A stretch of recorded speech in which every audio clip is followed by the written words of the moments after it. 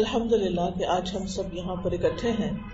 تھوڑی دیر کے لیے سوچیں کہ اگر کوئی شخص آپ کو راستے میں ملے، آپ اس سے پوچھیں کہ تم کہاں سے آ رہے ہو، اور وہ کہے پتہ نہیں. آپ پوچھیں تم کہاں جا رہے ہو، وہ کہے پتہ نہیں، تو آپ اس کے بارے میں کیا کہیں گے؟ کہ شاید یہ شخص مجنون ہے، شاید اس کی عقل کام نہیں کر رہی، شاید یہ کوئی بیمار شخص ہے. کیونکہ کوئی بھی عقل مند انسان ایسا جواب نہیں دیتا. کوئی بھی آنے والا، مثلا اگر آپ مجھ سے پوچھیں کہ آپ کہاں سے آ رہے ہیں، تو میں آپ کو بتا سکتی ہوں کہ میں کہاں سے آ رہی ہوں، کہاں جانا ہے یہ بھی بتا سکتی ہوں. لیکن اس زندگی کے بارے میں ہمارا طرز عمل کچھ پہلے شخص کی طرح ہی ہے.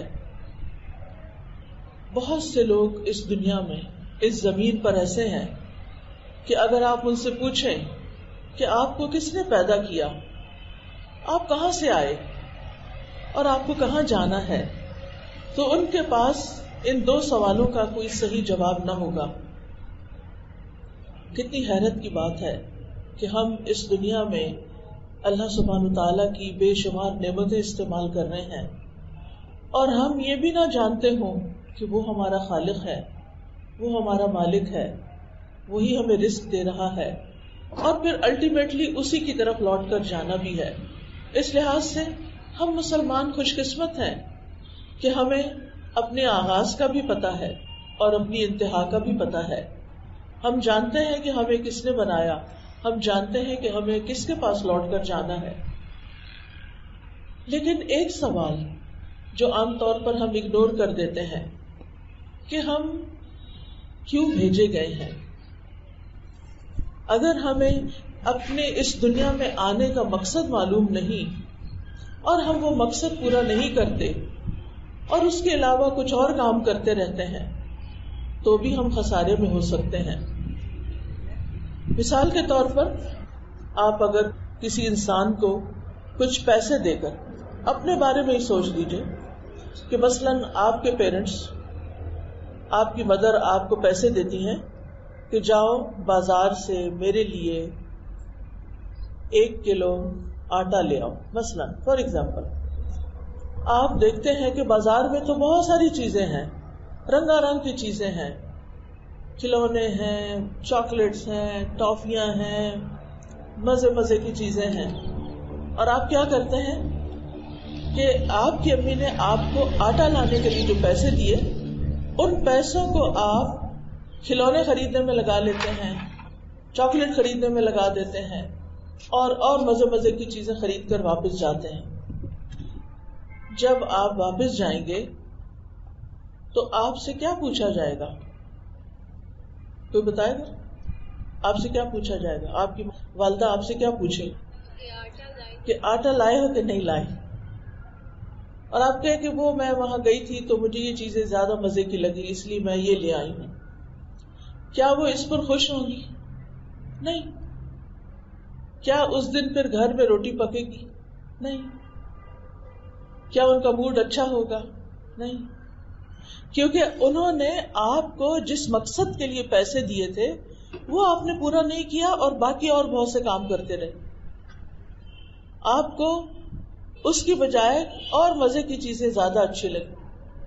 آج اس دنیا میں یہی حال ہے بہت سے لوگوں کا کہ اللہ سبحانہ تعالیٰ نے ان کو جس کام کے لیے بھیجا ہے یہاں، وہ تو کرتے نہیں، اور اس کے علاوہ جو اس دنیا کی رنگینیاں ہیں، جو کھلونوں کی طرح، چاکلیٹ کی طرح مزے مزے کی ہیں، وہ ان کے پیچھے لگ گئے ہیں.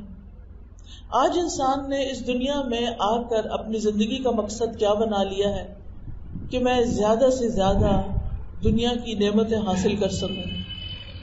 میری بہت اچھی ایجوکیشن ہو، اچھی بات ہے. مجھے بہت اچھی جاب ملے، اچھی بات ہے. مجھے جاب ایسی ملے کہ جس سے میرا گھر بہت اچھا بن جائے، اچھی بات ہے. گاڑی بہت اچھی ہو میرے پاس، ٹھیک ہے، وہ بھی ہو گئی. دین واٹ نیکسٹ؟ جن لوگوں کو یہ ساری چیزیں مل جاتی ہیں، پھر ان کی زندگی میں خلا کیوں ہوتا ہے؟ پھر ان کی زندگی میں اداسی کیوں ہوتی ہے؟ پھر ان کی زندگی میں بے چینی کیوں ہوتی ہے؟ پھر ان کو رات کو سوتے وقت نیند کی گولیاں بھی کھانی پڑتی ہیں. تو اس سوال کا جواب کیا ہے؟ آج آپ دیکھیں، آپ گوگل پہ سرچ کر کے دیکھ لیں کہ دنیا میں مینٹل النیسز جو ہیں، ڈپریشن، انزائٹی اور اس کے علاوہ بھی بے شمار چیزیں، وہ کس رفتار سے بڑھ رہی ہیں اور کتنی زیادہ ہو رہی ہیں. اور افسوس یہ کہ ان ملکوں میں اور بھی زیادہ ہیں جہاں یہ ساری نعمتیں ہیں. آپ کو معلوم ہوگا اسکینڈینیوین کنٹریز کے بارے میں. کون سی ہیں اسکینڈینیوین کنٹریز؟ آپ دیکھیے کہ ان ملکوں میں عوام کو اتنی سہولتیں دی جاتی ہیں کہ ان کے بچوں کو پالنے کے لیے ان کو جو بنیادی ضروریات ہوتی ہیں وہ مل جاتی. ہر شخص کے پاس گھر ہوتا ہے، ہر شخص کے پاس گاڑی ہوتی ہے، ہر شخص کے پاس زندگی کی ساری ضروریات ہیں. لیکن آپ کو معلوم ہے دنیا میں سب سے زیادہ سوئسائڈ ریٹ بھی وہی ہے. جب سب کچھ مل جاتا ہے تو پھر انسان اپنے آپ کو ہی کیوں قتل کر دیتا ہے؟ پھر اپنے آپ کو کیوں مار ڈالتا ہے؟ وہ کیا چیز ہے جو انسان کو اندر سے کھاتی ہے؟ وہ کس چیز کی کمی ہے؟ وہ کہاں کمی ہے؟ وہ کمی ہے اپنے مقصد زندگی کو پہچاننے کی، کہ انسان نے اپنے آپ کو نہیں پہچانا. اس دنیا میں آ کر اسے کیا کرنا چاہیے تھا وہ نہیں جانا. اس نے جو چند کھلونے یہاں دیکھے اس نے انہی سے دل بہلانا شروع کر دیا، اور اس سے آگے جس نے بھیجا تھا اس کا حق نہیں پہچانا، اس کے آگے نہیں جھکا، اس کی مرضی کے مطابق زندگی بسر نہیں کی. اس نے صرف اپنی خواہشات کی تکمیل کو، اپنی مرضی کرنے کو ہی زندگی کا مقصد سمجھا. تو ہم سب جانتے ہیں کہ ہم خود سے خود پیدا نہیں ہوئے اور اس دنیا میں ہمیشہ بھی رہنے کے لیے نہیں آئے. ہمیں اللہ نے پیدا کیا ہے اور ہم ایک دن اللہ سبحانہ تعالیٰ کے سامنے جا کر کھڑے ہونے والے ہیں.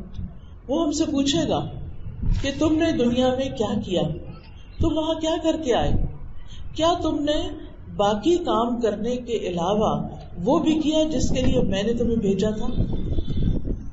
تمہاری ضروریات پورا کرنا تو میرا ذمہ تھا. میں نے تمہارے لیے ساری ضرورت کی چیزیں پیدا کر دی. تمہیں پانی چاہیے تھا، میں نے زمین سے بھی پانی دیا، میں نے آسمان سے بھی پانی دیا. تمہیں کھانا چاہیے تھا، آسمان سے بھی رزق بھیجا، زمین نے بھی تمہارے لیے بہت کچھ اگایا، تمہیں سب کچھ دیا. لیکن تمہیں میں نے صرف کھانے پینے کے لیے نہیں پیدا کیا تھا، تمہیں اپنی عبادت کے لیے بھی پیدا کیا تھا. وما خلقت الجن والانس الا ليعبدون، میں نے جن و انس کو اپنی عبادت کے لیے پیدا کیا. ما اريد منهم من رزق وما اريد منهم ان يطعمون، میں ان سے کوئی رزق نہیں چاہتا، یعنی اللہ تعالیٰ کو ہمارے پیسوں سے، ہمارے مال سے غرض نہیں، اور نہ ہی میں یہ چاہتا ہوں کہ لوگ مجھے کھلائیں، کیونکہ اللہ سبحانہ تعالیٰ کھاتے نہیں، پیتے نہیں، ان کو ضرورت نہیں ان چیزوں کی. ان اللہ هو الرزاق ذو القوة المتین، بے شک اللہ خود ہی رزاق ہے، قوت والا ہے، بہت مضبوط ہے. لہذا اللہ رب العزت جب وہ سب کچھ دینے والا ہے، وہ ہماری شکلوں کو نہیں دیکھتا، ہماری صورت نہیں دیکھتا، ہمارے مال کو نہیں دیکھتا، بلکہ وہ ہمارے دل کو دیکھتا ہے، ہمارے اعمال کو دیکھتا ہے کہ ہمارے دل کے اندر کیسے جذبات ہیں اور ہم کیسے عمل کر رہے ہیں. سورۃ الملک میں اللہ تعالیٰ فرماتے ہیں تبارک الذی بیدہ الملک وہو علی کل شیء قدیر الذی خلق الموت والحیاۃ لیبلوکم ایکم احسن عملا. بہت بابرکت ہے وہ ذات جس کے ہاتھ میں پوری کائنات کی بادشاہت ہے. یہ وسیع آسمان، یہ ہوا، یہ زمین، یہ سب کچھ اسی کی پیدا کی ہوئی اور اسی کی تابع ہے. اس نے یہ سب کچھ کیوں بنایا؟ اس زمین پر انسان کے لیے یہ سب کچھ کیوں بنایا؟ خلق لکم ما فی الارض جمیعا، زمین میں جو کچھ ہے سب کا سب تمہارے لیے پیدا کیا، تو پھر تمہیں کس لیے پیدا کیا؟ الذی خلق الموت والحیاۃ لیبلوکم ایکم احسن عملا، اس نے تمہیں یہاں بھیجا تاکہ تمہیں آزما کے دیکھے کہ تم میں سے کون سب سے اچھے کام کرتا ہے، اچھے عمل کس کے ہیں. اب سوال یہ پیدا ہوتا ہے کہ اگر اللہ سبحانہ تعالیٰ ہم سے یہ دیکھ رہا ہے کہ ہم میں سے اچھے کام کون کرتا ہے، تو پھر اچھا کام کس کو کہتے ہیں؟ کیونکہ بہت سے لوگوں نے اچھے کام کی ڈیفینیشن خود بنائی ہوئی ہے، اور ہر کلچر میں کچھ چیزیں بہت اچھی ہوتی ہیں، دوسرے کلچر میں وہی چیزیں کچھ اتنی پسندیدہ نہیں ہوتی. تو پھر اچھا کیا ہے؟ کس ملک کو اسٹینڈرڈ بنایا جائے، کس قوم کو، کن لوگوں کو. اس کے لیے اللہ سبحانہ وتعالیٰ نے خود اپنے پیغمبر بھیجے ہیں اور ان کے ذریعے ہمیں بتایا کہ اچھا کیا ہے.